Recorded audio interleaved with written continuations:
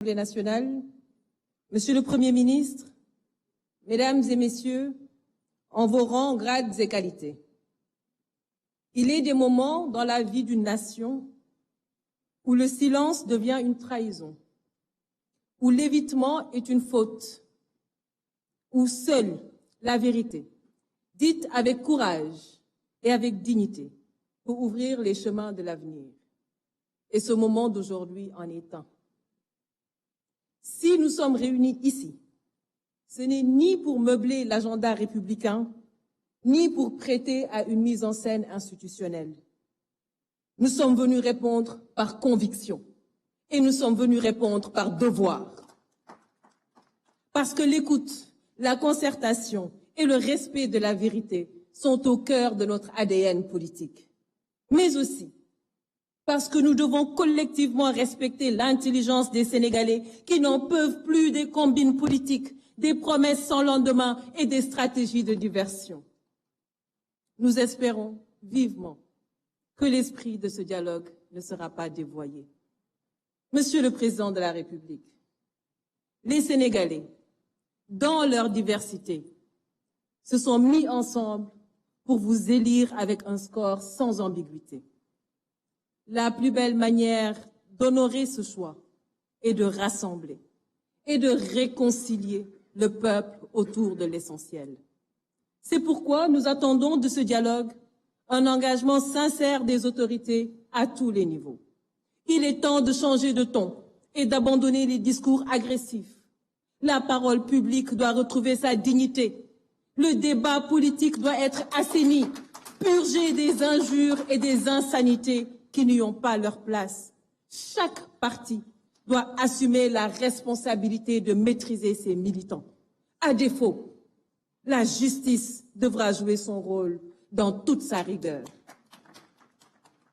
Mais nous appelons à une justice véritablement indépendante, équitable et impartiale. Nous soutenons, Monsieur le Président de la République, sans réserve, le principe de la reddition des comptes. Mais ce principe doit rester un exercice de justice, non un instrument de violence, de vengeance ou un levier de communication politique. Il ne doit pas occulter l'essentiel, la précarité croissante, l'essoufflement économique, la jeunesse en quête d'avenir, les femmes en quête de reconnaissance, la diplomatie en recul, l'insécurité alimentaire, les périls qui menacent notre sécurité intérieure et notre défense. Monsieur le Président de la République, nul ne s'attendait à des miracles au bilan de votre première année de mandat, je vous l'accorde.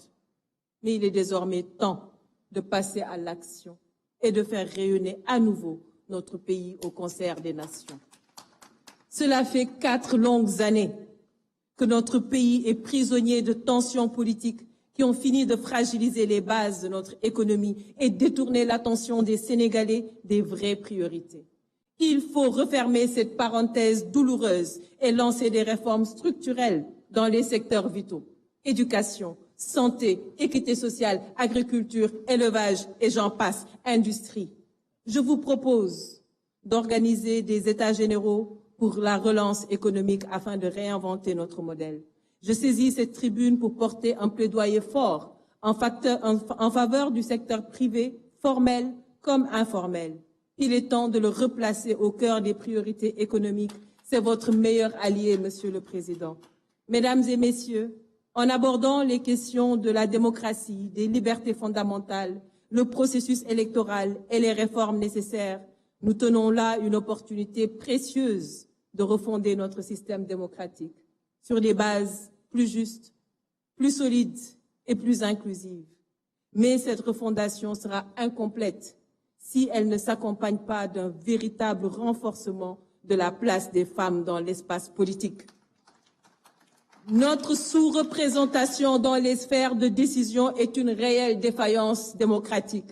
Une démocratie sans les femmes est une démocratie amputée, Monsieur le Président de la République.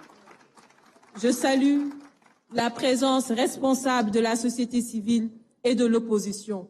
Opposition qui, comme vous pouvez le constater, n'a rien de résiduel. Elle est vivante, elle est consciente, elle est exigeante. Mais cette responsabilité, mes chers collègues de l'opposition, nous oblige.